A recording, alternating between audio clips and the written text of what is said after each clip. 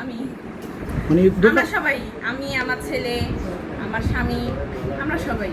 আচ্ছা, দোকান আপনি বসবেন? সেটা এখনো মানে ভেবেচিন্তে দেখিনি, যদি তেমন হয়। আপনার ভাই তো অনেক ব্যস্ত থাকবে, এখন ব্যবসা আছে, আরও যদি উনি যদি ভিডিওতে থাকে, কন্টেন্ট ক্রিয়েটর যত যদি এগুলো করতে থাকে, তাহলে আস্তে আস্তে হয়তো আমি দোকানে আসতে পারি মাঝে মধ্যে।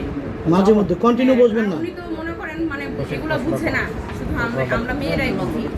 আমি যেহেতু একটু বুঝি, উনি এখনো বুঝে না, ওনার একটু সময় লাগবে, 1 মাস 1.5 মাস সময় লাগবে, তখন উনি রেগুলার থাকবে, আমি আর থাকবো না। এখন হয়তো মাঝে মধ্যে আমি সাজালেন এই বিয়ের অল্প কয়েকদিন, একটু যদি অনেক পরিশ্রমী, ফার্স্ট এইটা বলবো।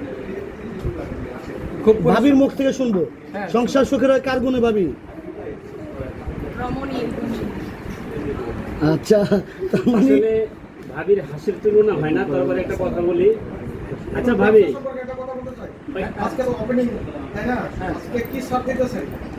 আজকে ছাড়ের বিষয় ভাই আমি এখন পর্যন্ত করতে পারি নাই, মানে মালগুলা যে প্রাইস কিংবা করা আমি এটা করতে পারি নাই। তবে আমি ইনশাল্লাহ আমার দোকানে যারা আসবে এটা পার্সোনালি, বিশেষ করে আমি আগে এক মহিলা পুলিশ আপুরে বলছিলাম যে উনি আমাকে অনেক সাপোর্ট করছে, সাজেস্ট দিচ্ছে আমার, সে অনেক দিন ধরে বলছি যে যারা আমার বাহিনীর সদস্য আছে, মহিলা পুলিশ, মহিলা বিজিবি, আর্মি সৈনিক, আমার এই যে বোরখা আইটেম যেগুলো সবচাইতে সেরা কালেকশন করছি, অনলাইন যেগুলো থাকবে সবগুলোর মধ্যে ওনাদের 40-50% আমি এসে দিয়ে দেবো ইনশাল্লাহ।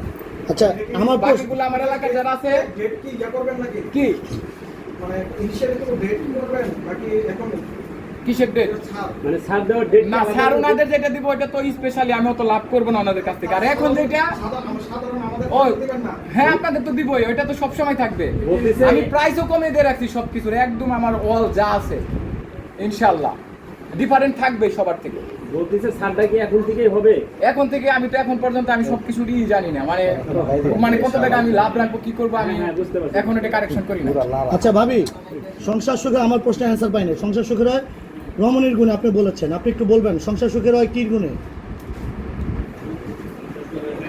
বলছে একবার বলেন, আবার বলেন, আমি প্রশ্ন আবার করছি, বলেন।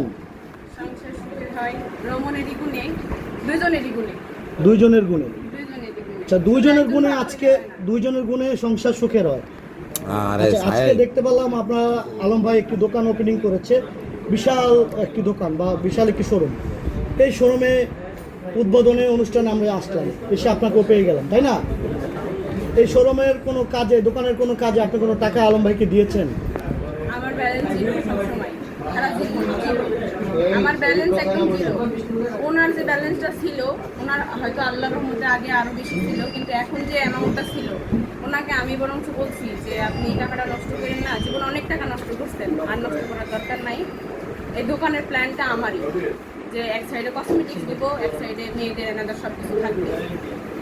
তারপরে উনি হচ্ছে মানে ভেবে চিন্তে এটাতে মানে হচ্ছে নিজের টাকাটা দিচ্ছে। তার মানে আপনি, ওনার টাকায় আমার কোনো কিছুই নাই, আমি ওনার হাতে একদম, ওনার হাতটা ধরছে একদম শূন্য হাতে। আমার ব্যালেন্স একদম জিরো সারা জীবনই। আপনি তাকে কোনো টাকা পয়সা দেন নাই? না, আচ্ছা, খালি দোকানের পরামর্শ দিয়েছেন। এই দোকানের মালিক কে এখন?